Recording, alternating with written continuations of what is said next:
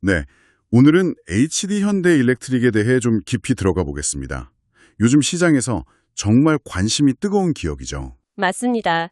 특히 전력 인프라 쪽에서 빼놓을 수 없는 회사인데요. 우선 이 회사가 정확히 뭘 만드는지부터 간단히 짚어볼까요? 전력 시스템 전반에 걸친 기기들을 다루는 것 같던데요. 네, 맞아요.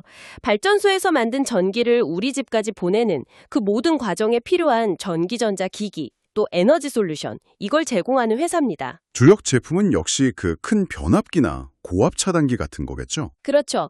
그런 전력기기가 핵심이고요. 25년 1분기 매출 보니까 거의 69% 정도 차지하더라고요. 거의 70%에 육박하는군요. 네, 그 외에 이제 배전반이나 중저압 차단기 같은 배전기기가 한 15%, 그리고 전동기 같은 회전기기가 한 16% 정도 됩니다. 역시 40년 넘게 이 사업을 해왔고 또 현대라는 브랜드 파워가 있으니까 경쟁력이 상당하겠어요. 물론이죠. 특히 이 분야는 한번 설치하면 10년, 20년 쓰잖아요. 고장나면 안 되니까 신뢰성이 생명입니다. 그렇죠. 그래서 신규 업체가 쉽게 들어오기 어려운 시장이고요. HD 현대일렉트릭은 이 경험이랑 기술력, 또 스위스나 헝가리 같은 곳에 있는 글로벌 R&D 네트워크, 이런 걸 강점으로 내세우고 있죠. 최근에는 그린트릭이라는 친환경 브랜드도 만들었고요. 친환경 쪽도 신경 쓰는군요. 경쟁사 대비해서 구체적으로 얼마나 더 우위에 있다. 이런 자료는 혹시 있었나요? 그런 직접적인 비교 수치 같은 건 명시되어 있지 않았습니다. 다만 이제 주문 생산 방식이고 높은 신뢰성이 요구되니까 진입 장벽 자체가 높다는 점, 이걸 경쟁 우위로 설명하고 있습니다. 알겠습니다. 그럼 가장 궁금해하실 실적 얘기를 좀 해보죠. 네. 25년 1분기 실적이 어마어마하던데요. 네, 정말 대단했습니다. 연결 기준으로 매출이 1조 1,470억 원, 그리고 영업이익이 2,182억 원을 기록했어요. 작년 같은 기간이랑 비교하면 엄청나게 늘었죠. 와, 매출 1조에 영업이익 2천억 원 이상이라니. 특히 영업이익률이 눈에 띄던데요. 맞아요. 영업이익률이 무려 21.5%입니다. 이게 매출 총이익률도 33%가 넘고요. 21.5%면 제조업, 특히 이런 중공업 쪽에서는 정말 대단한 수치 아닌가요? 그렇죠. 아주 높은 수준입니다. 이게 그냥 시장이 좋아서 그런 건지 아니면 이 회사만의 어떤 특별한 경쟁력 덕분인지 그게 중요할 텐데요. 네네.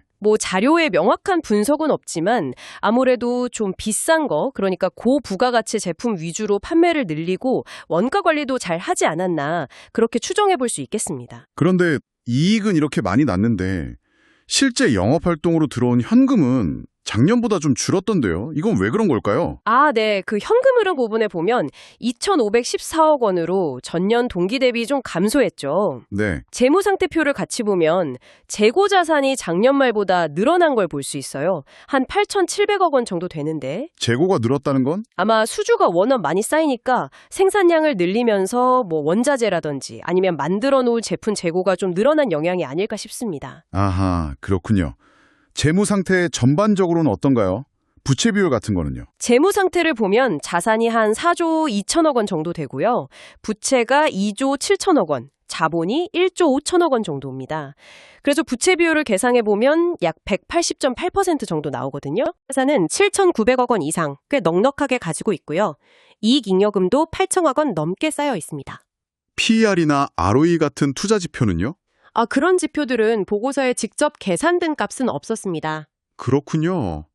수주 얘기를 안 할 수가 없는데 3월 말 기준으로 수주 잔고가 8조 5천억 원에 가깝다고요? 네, 정확히는 8조 4,939억 원입니다.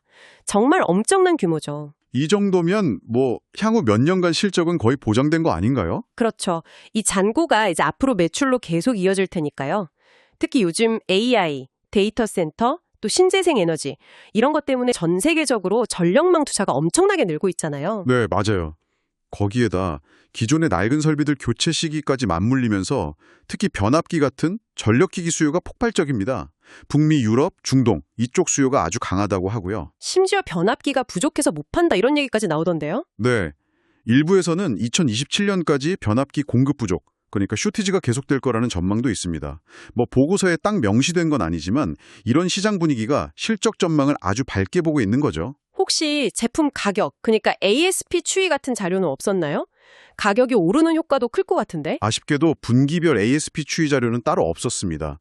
그래서 가격 상승 효과가 실적에 정확히 얼마나 반영되는지는 파악하기 좀 어렵네요. 기회 요인이 큰 만큼 리스크 요인도 잘 살펴봐야겠죠. 네, 맞습니다. 크게 두 가지 정도 짚어볼 수 있겠는데요.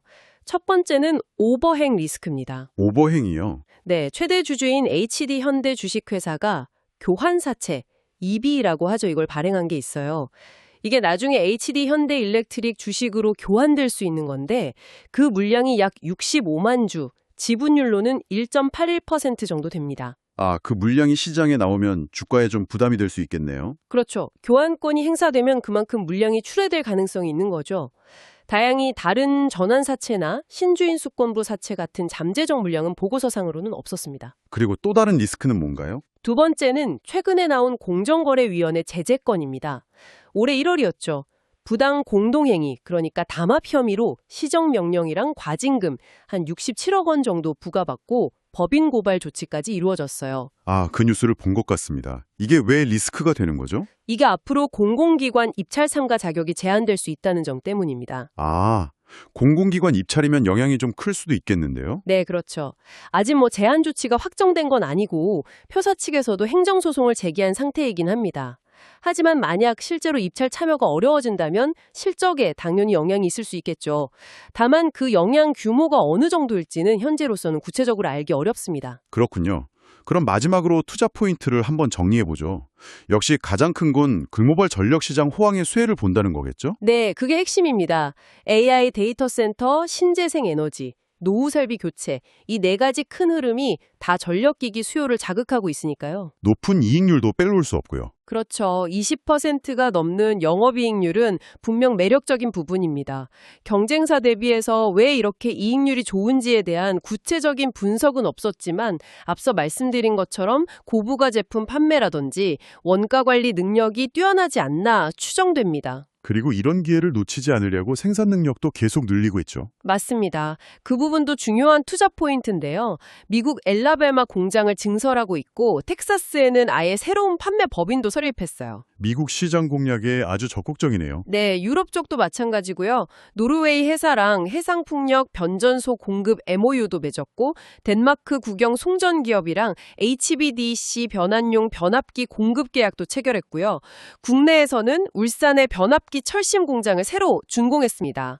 다만 그 청주 신공장 관련 내용은 이번 보고서에는 언급이 없었습니다. 미국의 바이 아메리카 같은 관세 정책 영향은 없을까요? 그 부분도 계속 주시해야 하는데요. 일단 미국 현지 법인을 통해서 대응하고 있습니다.